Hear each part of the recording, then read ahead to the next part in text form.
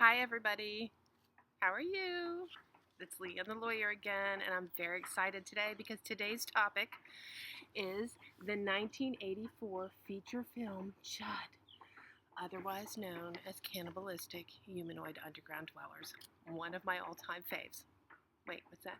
I'm sorry, my producer. What's that? Oh, oh, okay, I'm sorry, there's been a slight misunderstanding. I guess we're not talking about Chud today. We're talking about HUD. HUD, yes, the HUD-1 form. I can do that. I need to switch gears just a tiny bit. So how do I switch gears? Cannibalistic humanoid underground dwellers to federal regulations. I'm feeling it. Are you feeling it? I'm feeling it. It can be a little bit scary.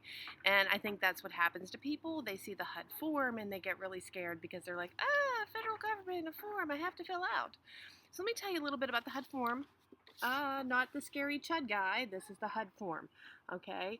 It's actually not that terrifying, and I'm going to tell you a little bit about it.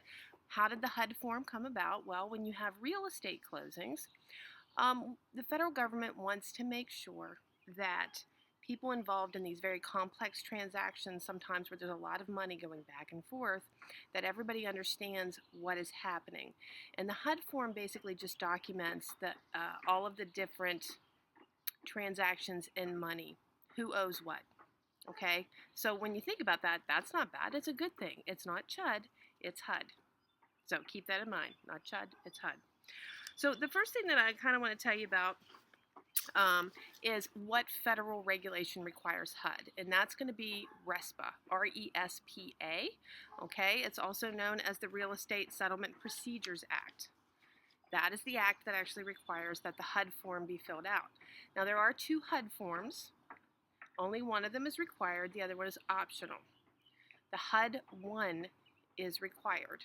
And the assignment that you're going to work on, and I believe that there's two assignments, are going to involve that HUD-1 form. Now, there's an optional form. It is called the HUD-1A. Here's the difference. The HUD-1 form is for your traditional real estate transaction where you have a buyer and a seller. You know, it's you going to go buy a new house. You would fill out the HUD-1 form. Okay, that would be part of your real estate closing.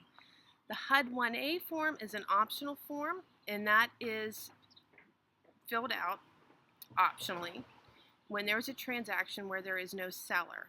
That would be in the arena of whenever you're refinancing your mortgage. You have to go through the whole process again, and you want to refinance your mortgage, you're going to fill out the HUD-1A. So today we're going to focus on the HUD-1 because that's the one that's required, and I don't want to scare you and give you way too much information that you don't need at this stage in the game. Okay, so the HUD is basically going to document your actual charges and adjustments associated with the real estate transaction. There are two columns on the HUD. Oops, got the wrong one. Don't get scared. It's actually on this form right here, okay?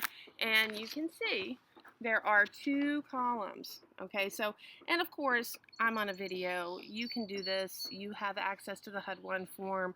You kind of want to take a look at it. There are two columns on the first page there, down here at the bottom, okay? The top portion of this is just going to be really easy information. It's like their names, address, very simple information. Where it gets a little complex is down here in these two columns. Well, one of the columns, the left column, is labeled J, and that is all of the buyer's information. And it's things like the contract sales price, any adjustment for items already paid in advance, those types of things, okay? Any kind of city taxes that have already been paid. So it's all going to be taken care of in your left column, which is J, and it's entitled Summary of Borrower's Transactions. In the right column, okay, that's your seller's transactions. So that is K. It is the summary of the seller's transactions. So there's no way for me to do this on the video. This is something that you just have to sit down, pull out this HUD form, and you need to look at it and understand that when you have those numbers that you are plugging them into the right places. Okay. After you get past those two columns, you're on page 2 of the HUD-1 form. And here it has, this is L, and this is going to be all of your real estate broker fees. And over here you'll see there's columns and paid from the borrower's funds or paid from the seller's funds. Now you'll know this whenever you're in your real estate transaction. Well, you've been dealing with the buyer and the seller. You know who's paying for what. Okay, it's just making sure that they find their way into the right column on that page. Okay, any items payable in connection with the loan, those are going to be like origination charges, those types of things. You know, who is going to pay for those. Items required by the lender to be paid in advance. These are things like usually like homeowners insurance, mortgage insurance, those types of things. We're going to talk about anything that needs to be deposited with the letter. Title charges, okay, having the title documents prepared. Any kind of recording and filing fees go down here in the 1200 section. Okay, that's how much does it cost to actually record the deed? Who's paying for that? Somebody has to pay for it, right? And then any kind of additional settlement charges. So that's what this page is for. And then the last page, page 3, is where there's going to be most of what the top portion of page 3 is where you're comparing what's called the good faith estimate to the actual charges. What does that mean? What is the good faith estimate? Well, if the borrower, and obviously if they're called a borrower, they had to borrow money to buy the house. They had to borrow it from somebody. And before that money actually got to them and before they made the deal about the house, the borrower would have obtained what is called a good faith estimate from the lender, from the bank. Okay, so the bank is in good faith, tries to estimate what all of the costs will be, what the mortgage payments will be, all of the various different charges. So you would have that in your grubby hands whenever you go to fill out this HUD-1. You would know what the good faith estimate was. And basically in the left-hand column, you're putting down what the good faith estimate was for that particular amount.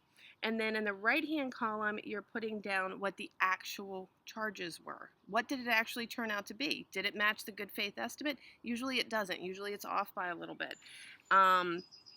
And here it says increase between good faith estimate and the HUD-1 charges. So you want to make sure that you compare that, because if it's way out of whack, then that estimate was not a good faith estimate. And then that brings up a whole different thing, and that you would bring that to the attention of the attorney that you're working for. And we would probably know about that in advance anyway. And then down here at the bottom, these are the actual loan terms. And that's it. That is the scary, scary HUD-1 form. Again, not CHUD. And that's all it is in a nutshell. So thank you again. I enjoyed spending time with you. As always, enjoy filling out your HUD-1 form.